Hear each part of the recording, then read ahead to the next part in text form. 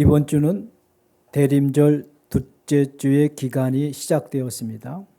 그 둘째 주의 기간을 지내는 거죠. 그래서 교회 성찬 대석에는 두 번째 초에 불이 밝혀져 있습니다. 이 둘째 주는 회개입니다. 회개하며 다시 오시는 주님을 기다리는 기간이기도 합니다. 우리가 그리스도의 마음을 품고 살았지 못한 것을 회개하고 우리의 탐욕이 하나님의 말씀을 거역하고 하나님의 뜻을 거역하고 살았던 것을 회개합니다. 아멘.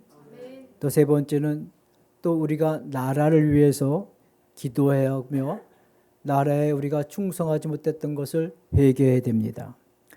역대하 7장 14절에 내 이름으로 일컫는 내 백성이 그들이 악한 길에서 떠나 스스로 낮추고 기도하여 내 얼굴을 찾으면 내가 하늘에서 듣고 그들의 죄를 사하고 그들의 땅을 고칠지라 라고 했습니다. 그러므로 우리는 나부터 우리 교회부터 우리가 함께 회개하며 대림절 둘째 주를 지내보는 저와 여러분 되기를 주님의 이름으로 축복합니다. 특히 지금은 우리가 마음을 모아 나라를 위해서 기도할 때입니다. 하나님께서 이 민족 이 나라를 지켜주시고 하나님께서 얼굴을 비치사 이 민족에 은혜를 주시고 하나님께서 얼굴을 향하여 드사 이 민족에 평강 주시기를 기도해야 됩니다. 시기와 다툼과 분쟁에서 벗어나 안정되도록 기도해야 됩니다. 내일의 희망을 품는 나라가 되도록 기도해야 되며 후손에게 물려줄 좋은 나라가 될 수 있도록 기도해야 됩니다. 여러분 아무리 답답해 보이고 앞이 막힌 것 같다 할지라도 기도하면 해답이 있는 것입니다. 아멘.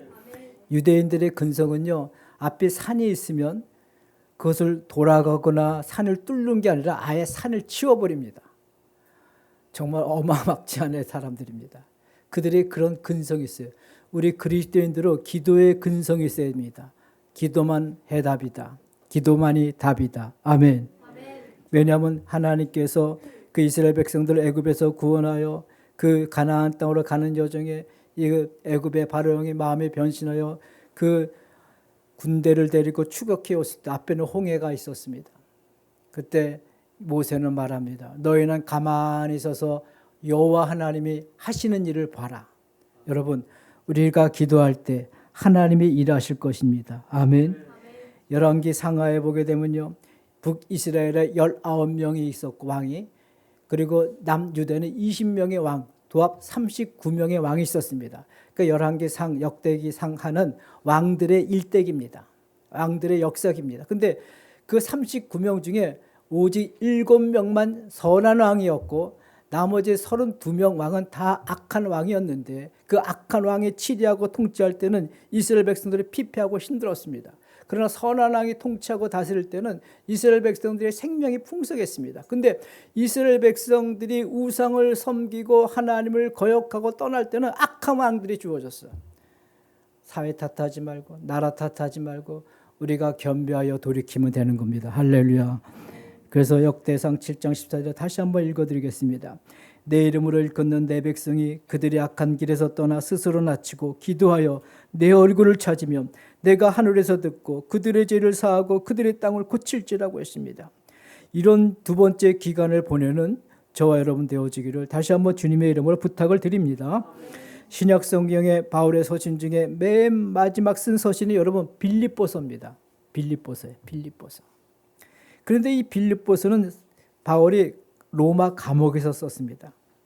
로마 감옥에서 바울이 그 로마 황제 가이사에게 재판을 청구했습니다. 상소했습니다. 그러니까 재판을 기다리면서 죄수의 몸으로 묶여서 감옥에서 여러분 기다리고 있습니다. 여러분 재판 받아보셨어요? 재판 받는 사람들 보면요, 마음이 녹아진다고 합니다. 힘들어서 삶이 없다고 합니다. 어떤 결말에 주어질지 몰라. 바울은 어떤 죽음의 재판을 앞두고 그는 그 감옥에서 빌립보서를 썼는데 바울의 서신 중에서 기쁨이라는 단어가 16번 나왔어요. 바울의 서신 중에서 제일 많이 나오는 단어입니다. 16번이. 아니 어떻게 감옥에서 기뻐할 수 있을까? 여러분 그럴 수 있어요? 감옥에 가면 불안과 염려와 근심과 두려움 가운데 공포 가운데 시달리는데 어떻게 감옥에서 기뻐할 수 있을까? 왜냐하면 바울은 그 빌립보 교인들을 생각하니까 마음이 따뜻해지기 시작하는 거예요. 빌립보 교인들이 첫날부터 지금까지 복음에 함께 참여했고 예수 그리스도의 날까지 함께 그들이 복음을 위해서 살아갈 생각하니까 마음이 따뜻해지고 희망이 생기는 거예요. 마음이 기뻐지기 시작하는 거예요. 언젠가 드라마 대사 중에 너 안에 내가 있다는 말이 유행된 적이 있다고 했습니다. 너 안에 내가 있다. 바울은 오는 7절에 너희가 내 마음에 있다 그랬어요. 7절에 너희가 내 마음에 있다. 두 번째로 바울이 감옥에서 기뻐할 수 있었던 것은 외적인 환경이 아닙니다. 자신이 지금 점점 임박해오는 죽음의 재판 앞에서 바울은 지난 날들을 회상해 보니까 내가 지금 로마까지 온 것도 하나님의 세밀한 인도하심이었고 하나님의 모든 섭리였다는 것을 그는 알았습니다. 그래서 바울은 말합니다. 내가 복음을 위해서 제물이 되어진다 할지라도 나는 기뻐하고 기뻐한다. 가만히 생각해 볼 때 하나님이 나를 인도하고 계시다는 것을 우리가 깨닫게 되면요, 우리 마음이 기뻐할 수가 있는 거예요. 아멘. 빌립보서가 기쁨의 서신이 된 것은 바울의 마음에 죽음을 넘어설 수 있는 그 무언가를 확실히 붙들고 있었기 때문입니다. 여러분, 죽음이 임박해오는 사람들이 거울을 보면서 아, 참 예쁘다, 잘생겼다 그럽니까? 그럴 분 아무도 없을 거예요. 죽음이 임박하는데 무슨 얼굴이 예쁘고 잘생겼다, 그게 무슨 소용이 있습니까? 그런 거 생각하는 아무도 없을 거예요. 죽음이 임박해 오는데 자신의 직장을 생각하고 사업을 생각하고 자신의 것을 생각하시는 분이 있을까요? 없을 겁니다. 죽음이 임박했을 때 내가 지금까지 무엇하고 살았지? 왜 이렇게 살았지? 아마 자신의 삶을 뒤돌아볼 겁니다. 자신의 외모나 생김새나 경제적 지표를 따지지 않고 지난날의 삶의 이력들을 돌아볼 겁니다. 그래서 여러분, 장례식은 참 어떻게 보면 우리의 삶을 돌이키게끔은 좋은 예식입니다. 근데 요즘 장례식은요, 아주 깔끔하게 해치웁니다. 옛날에 제가 어렸을 때 저희 어머니 그 시골에 가면 꽃상여를 제가 몇 번 봤습니다. 그 꽃상여를 메고 그 장정들이 어른들이 그냥 한 기억은 정확히 안 나지만 아주 여러 명이었어요. 한 10명 이상씩 이렇게 꽃상여를 메고 어이어이 하면서 그 마을을 듣고 논두렁을 돌아다니면서 5일장, 7일장까지도 제가 어렸을 때 7일장까지. 요금은 제 아시는 분은 작년에 1일장으로 끝내더라고요. 아주 깔끔하게 장례식장에서 깨끗하게 처리해 주는 것. 그건 고인에 대한 예우도 아니고 자신에 대한 삶의 좋은 방법도 아닙니다. 우리가 깊이 장례식장 가서 죽음을 생각해보고 그리고 고인을 생각하면서 한때 슬퍼하면서 지난 날을 돌이켜야 되는데 우리는 너무나 지금 깔끔하게 해치워버리는 시대에 살고 있어요. 여러분, 삶과 죽음은요 정말 긴장관계에 있어요. 우리가 지금 이렇게 아무런 편안하게 예배하는 건 전적인 하나님의 은혜입니다. 아멘. 세계 여러 나라는 도처에 기후재난을 해요, 전쟁을 해요. 정말 그 삶이 다 찢어지고 고통 가운데 있는데 저희는 하나님의 은혜 가운데 지금 일상의 삶을 잃어버리지 않고 빼앗기지 않고 이렇게 예배하고 있다는 것은 정말 이 은혜 중에 은혜입니다. 바울은 지금 로마 감옥에 갇혀서 가이사 황제의 재판을 기다리고 있지만 자신의 지난날의 인생을 돌아보니까 내가 내 삶의 걸어온 길이 하나님 나라의 목적을 두고 걸어왔고 그리고 그리스도를 아는 지식과 예수를 닮아가는 마음으로 충만했기 때문에 점점 다가오는 그 죽음의 공포 앞에서도 자신을 긍정하고 있는 겁니다. 그러나 바울의 마음 가운데 가장 큰 격려와 희망이 되는 것은 지금까지 산 것이 하나님의 은혜요, 전적인 하나님의 인도하심이 있었다는 것을 알았기 때문에 바울은 기뻐하는 거예요. 여러분, 내가 혹시 직장에 실직이 되고 일터가 없어지고 내 앞날이 불투명해진다 할지라도 여러분 마음 가운데 내가 지금까지 살아온 것이 하나님의 인도하심이라를 깨닫는 순간 여러분 앞날에 대한 두려움은 없어지기 시작하는 거예요. 아멘. 지금까지 인도하신 분이 앞으로도 인도하실 거기 때문에 바울은 그 믿음 때문에 기뻐하는 겁니다. 그래서 바울은 그 감옥에서 죽음의 재판을 앞두고도 근본적인 기쁨과 명랑함이 있었습니다. 만약에 바울이 그 감옥에서 죽음의 공포에 짓눌려 있었다면 바울의 마지막 서신 이 빌립보서는 매우 어둡고 슬프고 후회와 아쉬움으로 내용으로 채워갔을 겁니다. 성도 여러분, 지금까지 삶의 인도하심이 내가 여기까지 온 것이 하나님의 인도하심이었던 걸 믿으십니까? 네, 그러면 여러분 앞으로도 인도했을 걸 믿기 때문에 우리는 염려와 근심과 때로는 두려움에서도 우리는 자유할 수가 있습니다. 아멘. 오히려 기뻐할 수가 있는 겁니다. 감사가 있는 겁니다. 그리고 빌립보 교인들은 바울에게 늘 힘이 되어줬습니다. 오늘 성경에 보니까 첫날부터 지금까지 그걸 모습을 보니까 너희는 예수 그리스도 날까지 너희들은 복음에 참여할 자가 된다는 것을 바울은 확신했습니다. 바울이 어려울 때 빌립보 교인들이 도와줬던 고마운 사람들입니다. 바울이 선교할 때 빌립보 교인들은 물질로 동참해 줬습니다. 바울은 너무너무 감사하고 좋았습니다. 여러분, 어떤 사람의 이름을 떠올릴 때 다 좋은 사람 맞지 않잖아요. 어떤 사람 이름이 떠올리는 순간 왠지 모르게 피하고 싶은 사람이 있지만 어떤 사람의 이름이 떠올릴 때는 왠지 그 사람하고 그래도 차 한잔 마시고 싶은 마음이 있는 사람도 있을 거 아닙니까? 바울은 빌립보 교인들을 생각할 때마다 마음이 따뜻해지고 기뻐하기 시작했다는 거죠. 바울과 빌립보 교인들은 그리스도로 말미암아 맺어진 관계입니다. 내가 너희를 생각할 때마다 나의 하나님께 감사한다. 여러분, 바울과 빌립보 교인의 관계는 그 중간에 예수 그리스도가 계셨습니다. 예수 그리스도 때문에 맺어진 관계. 저와 여러분들도 예수 그리스도 때문에 맺어진 관계입니다. 아멘. 우리 안에는 그리스도의 중심이 있는 겁니다. 할렐루야. 그래서 우리가 그리스도를 알아가면 알아갈수록 그리스도와 가까워지면 누구랑 가까워져요? 교인과 더 가까워지는 거예요. 아멘. 왜? 우리 중심에 누가 있어요? 그리스도가 있기 때문에 내가 그리스도에 가까이 가면 가까이 갈수록 내가 박집사, 김집사, 서집사, 안집사 다 가까워지는 거예요. 가까워지는 거예요. 내가 그리스도에 멀어지면 멀어질수록 우리 성도끼리 더 멀어지는 거예요. 왜? 우리 중심에 누가 계시다고요? 그리스도가 계시기 때문에.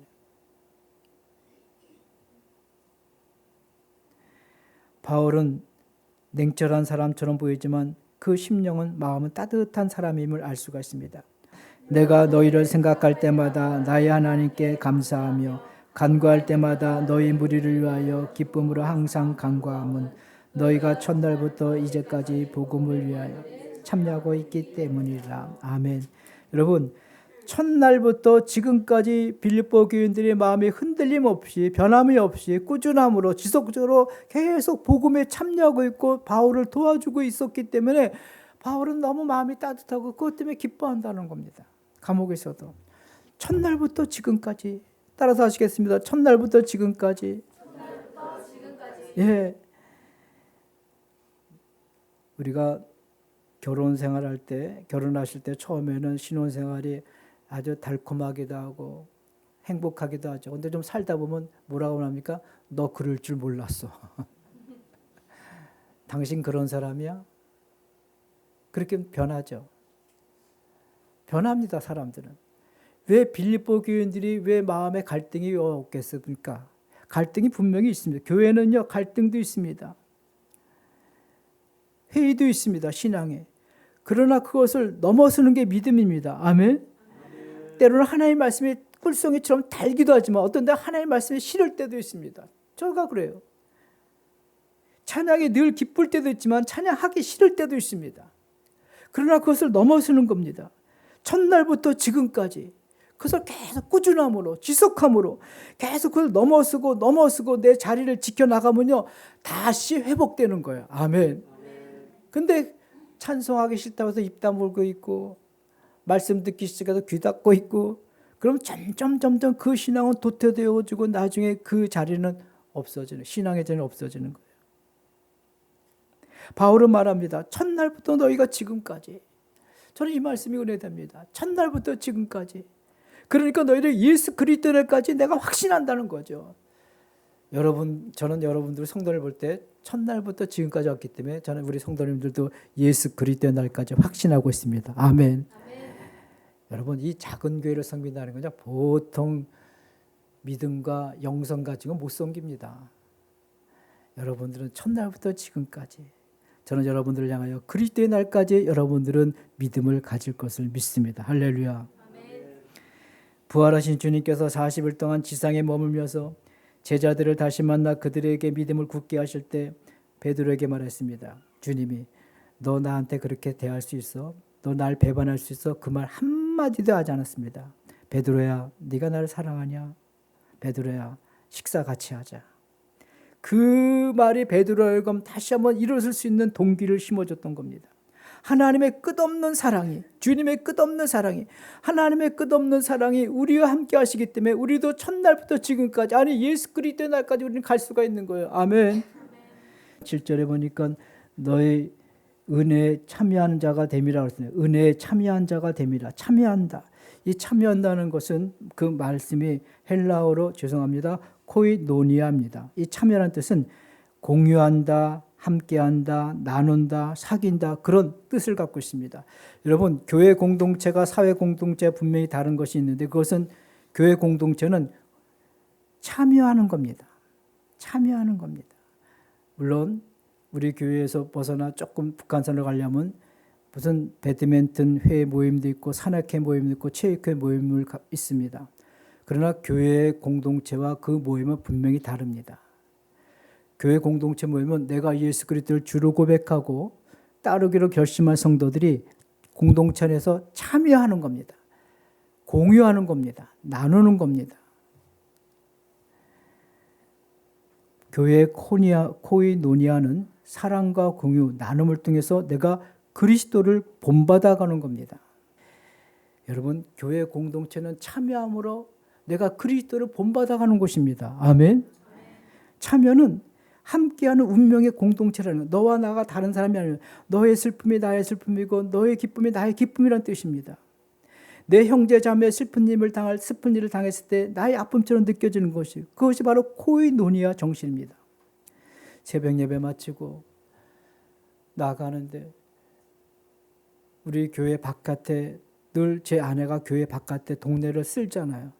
그러니까 우리 권사님이 78세 된 권사님이 제 아내가 늘 쓰니까 그게 안 됐는지 몰라도 그 새벽 예배 마치고 그 구부정하신 권사님이 다 흐물흐물한 빗자루 가지고 그걸 쓸고 계시더라고요. 내가 그냥 집에 갈 수 없잖아요. 저도 다시 가다가 돌아와서 쓰레기 봉지 갖고 와가지고 코이노니아 정신으로 참여합니다.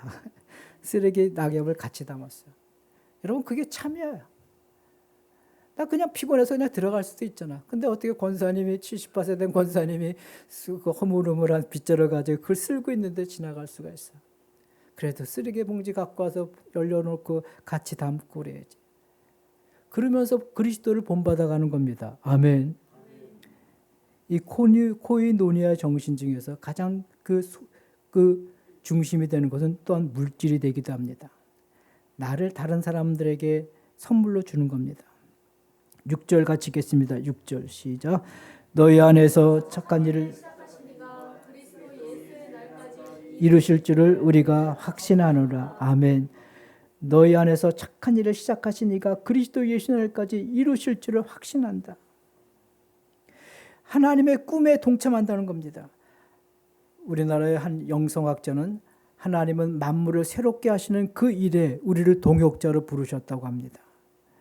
바로 우리가 그 일을 하는 것이 여러분, 착한 일을 한다는 것은요, 내가 남에게 피해 안 준다 이 정도가 아니라 유순하다, 양순하다 이 정도가 아니라 착한 일을 한다는 것은 그리스도의 꿈에, 하나님의 꿈에 동참하는 겁니다. 만물을 새롭게 하시는 그 일에 내가 동참하는 겁니다. 장로교 소요리 문답 첫 번째 질문이 인간이 제일 되는 목적이 무엇입니까? 할 때 인간의 제일 되는 목적은 하나님을 영화롭게 하고 그를 영원토록 즐거워하는 것입니다. 라는 거 대답합니다. 우리 안에는 하나님께서 우리의 생명의 존재는 하나님의 생각과 마음으로부터 출발되었습니다. 우리 안에는요, 여러분이 인정하든 인정하지 않든 하나님에 대한 그리움이 누구나 다 인식되어 있어요. 다 새겨져 있어요. 내장되어 있어요. 우리 영혼과 마음 가운데는 하나님에 대한 그리움이 내장되어 있어요. 그 인류 최초의 아담과 하와가 에덴 동산으로 추방된 이후부터 인간에게는 동정이 있고 하나님에 대한 그리움이 있습니다. 그래서 성 어거스틴은 그 그리움이 하나님의 품 안에 있을 때까지는 해소되지 않는다고 말했어요. 우리 안에 있는 그 그리움은요, 하나님에 대한 그리움입니다. 여인에 대한 그림, 여행에 대한 그림, 성공에 대한 그리움, 그런 그리움이 아니라 우리 안에 있는 그리움은 하나님에 대한 그리움입니다. 그 강원도의 남대천에 가게 되면요, 저 뭐가 있냐면 장관을 이루는데 연어가 다시 돌아온다고 합니다. 그 연어가 거기서 태어나서 남대천에 나가서 바다로 나가서 12,000km까지 헤엄쳐서 지내다가 다시 그 남대천을 그리워하는 가운데 다시 돌아옵니다. 여러분 너무 신비하지 않습니까? 그게 장관을 이룬다고 하죠. 근데 연어가 남대천으로 돌아오지 않고 스페인 바르셀로나 해변으로 간다. 그러면 연어가 타락한 거예요. 죄라는 것은요, 그 우리 안에 있는 그리움이 하나님께로 가지 않고 딴 데로 가는 게 죄라는 거예요. 그게 바로 죄라는 거죠. 인간에게는 분명히 하나님에 대한 그리움이 내장되어 있습니다. 영혼과 마음껏 내재되어 있습니다. 하나님의 형상이라는 것은 인간만이 다른 피조물로 다른 존재로 지음을 받았다는 것입니다. 그 존재 방식은 하나님과의 사랑의 관계를 맺고 그 하나님을 사귈 수 있는 존재로 지음받았다는 겁니다. 여기에 인간의 고기성이 있습니다. 따라서 하시겠습니다. 인간의 고기성. 여러분, 인간의 고기성은요, 인간의 본질이라는 것은 하나님을 그리워하고 하나님을 찾도록 되어 있는 것입니다. 그래서 성경은 여호와 하나님께 돌아오라는 말씀이 무척 많이 나와 있습니다. 왜? 하나님은 인간의 생명의 근원이시고 인간 존재의 기원이시기 때문에. 죄는 그 하나님에 대한 그리움을 딴 방향으로 바꾸는 게 죄입니다. 그래서 사람들은 하나님에 대한 그리움을 술로, 어떤 중독으로, 그리고 어떤 세상의 것들로 자꾸만 채우려고 하죠. 근데 채워지지가 않습니다. 오늘 본문에 보니까 착한 일을 시작하신 이가 그리스도의 날까지 함께 하실 것이라고 말합니다. 그날까지 우리가 다시 오고 있는 하나님 나라의 제사장의 직무를 잘 감당해야 되는 것입니다. 7절 우리 다시 한번 또 읽겠습니다. 7절 시작. 생각하는 것이 마땅하니 이는 너희가 내 마음에 있으며 나의 매임과 복음을 변명함과 학정함에 너희가 다 나와 함께 은혜에 참여한 자가 됨이라. 아멘. 너희가 내 마음에 있으며, 이 바울이 마음의 든든함이 되는 겁니다. 정서적 안정감이죠. 지금 군대는요, 병사들에게 핸드폰을 다 주어줬다고 합니다. 정서적 안정감을 위해서. 근데 제가 볼 때는 정서적 안정감이보다는 정서적 요란함이 있을 것 같아. 불안함이 있을 것 같아. 제가 예전에 군대에 있을 때 휴가 외출 나오자마자 제일 먼저 달려갔던 곳이 어딘지 아십니까? 공중전화 박스. 거기 가서 전화를 합니다. 가족에게, 친구들에게. 그럼 전화하다 보면 뒤를 돌아보면 사람들이 벌써 몇 명 서 있어. 빨리 좀 끊으라고 소리쳐. 그런 시절이 있었어요. 바울은요, 공중전화 박스가 없어도 바울은 그 빌립보 교인들을 생각할 때마다 마음의 든든함이 됐어요. 마음이 기뻤어요. 왜? 첫날부터 지금까지 복음에 참여가 있고 그들을 볼 때 예수 그리스도의 날까지 갈 것 같으니까 마음에 든든함이 있고 마음에 기쁨이 있었다는 거죠. 그래서 오늘 성경은 바울의 말합니다. 너희가 내 마음에 있다. 그래서 바울은 우울감이 없는 거예요.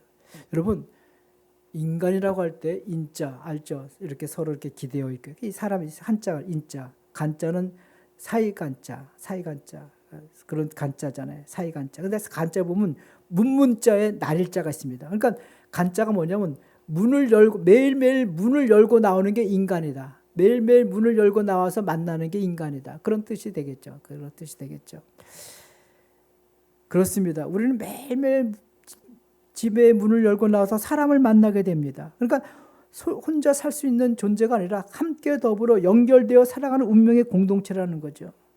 근데 이 우울증은 이 연결이 끊어지고 고립감을 느낄 때 우울증이 옵니다. 근데 바울은 여러분, 감옥에 있어도 우울증이 오지 않았어요. 공중전화 박스가 보이지 않아도 우울증이 오지 않았어요. 왜? 마음에 든든함이 있었기 때문에. 왜? 빌립보 교인들을 생각할 때마다 그 빌립보 교인들이 착하고 선할 뿐만 아니라 첫날부터 지금까지, 그러니까 그리스도 날까지 그들은 함께 갈 것을 믿으니까 마음에 든든함이 있었고 기뻤다는 거죠. 유대인들은요, 노래 부를 때 그들은 꼭 손을 붙잡고 함께 춤을 추면서 노래 부릅니다. 그들은 어떤 공동체 의식이죠. 너와 나는 함께. 우리나라도 강강수올레가 있죠. 그게 참 좋은 겁니다. 너도 들어와, 너도 들어와. 너 안 그러지 말고 들어와. 이렇게 같이 함께 빙빙 돌아가는, 원이 점점 커지는 거죠. 근데 요즘은 강강수올레를 안 합니다. 요즘은 알고리즘에 의한 확증 평양을 해서 그 SNS 때문에 자기가 원하는 사람만, 자기가 맞는 사람만, 취미가 같은 사람, 그런 사람과 계속 모여가기 때문에 원이 그려지지 않아요. 그래서 사람들은 점점 고립감을 느끼고 점점 우울증이 많아지기 시작하죠. 그러나 우리는 그리스도 예수 안에서 우리 성도가 있고 믿음의 식구가 있기 때문에 우리는 우리의 마음에는 든든함이 있다는 것을 믿으시기 바랍니다. 8절 같이 읽고 마치겠습니다. 8절 시작. 내가 예수 그리스도의 심장으로 너희 무리를 얼마나 아멘. 여러분, 내가 예수 그리스도의 심장, 그러니까 바울의 갑자기 심장이 뛰기 시작하는 거야. 바울의 맥박이 그리스도의 맥박과 함께 뛰기 시작하고 바울의 심장은 그리스도의 심장과 함께 뛰기 시작해. 왜? 첫날부터 지금까지 그들이 하는 일을 보니까 정말 착하고, 그 첫날부터 지금까지 한 것 보니까 앞으로 예수 그리스도까지 흩어지지 않고 나갈 것을 믿기 때문에, 그럼 바울은 심장이 뛰기 시작했습니다. 그래서 바울은 그래서 내가 기도한다. 내가 9절부터 11절 같이 읽겠습니다. 내가 기도하느라 시작. 내가 기도하느라 너희 사랑을 지식과 모든 청명으로 점점 더 풍성하게 하사 너희로 지극히 선한 것을 분별하며 또 진실하여 허물 없이 그리스도의 날까지 이르고 예수 그리스도로 말미암아 의의 열매가 가득하여 하나님의 영광과 찬송되기를 원하노라. 아멘. 그래서 바울은 감격에 겨워서 내가 기도한다. 어떤 기도를 합니까? 내가 기도하는데 그 사랑이 지식과 총명으로 더 풍성해지고 선한 것을 분별하면서 허물 없이 그리스도의 날까지 이르게 되어 그리스도로 말미암아 의의 열매가 가득하여 하나님의 영광과 찬송이 되기를 내가 기도한다. 그럼 이렇게 마칩니다. 여러분, 첫날부터 지금까지 여기까지 오신 여러분들을 축복합니다. 우리 모두가 그리스도의 날까지 함께 일어서고 함께 걸어가고 함께 하늘에 앉는 믿음의 공동체가 되기를 주님으로 축복합니다. 그럴 때 우리 마음 가운데 든든함이 있고 내 환경에 좀 여의치 못한다 할지라도 우리 마음을 심령은 기뻐하며 어떤 어려움도 능히 극복해 나갈 수 있는 능력이 됨을 믿으시기 바랍니다. 하나님 아버지 감사합니다.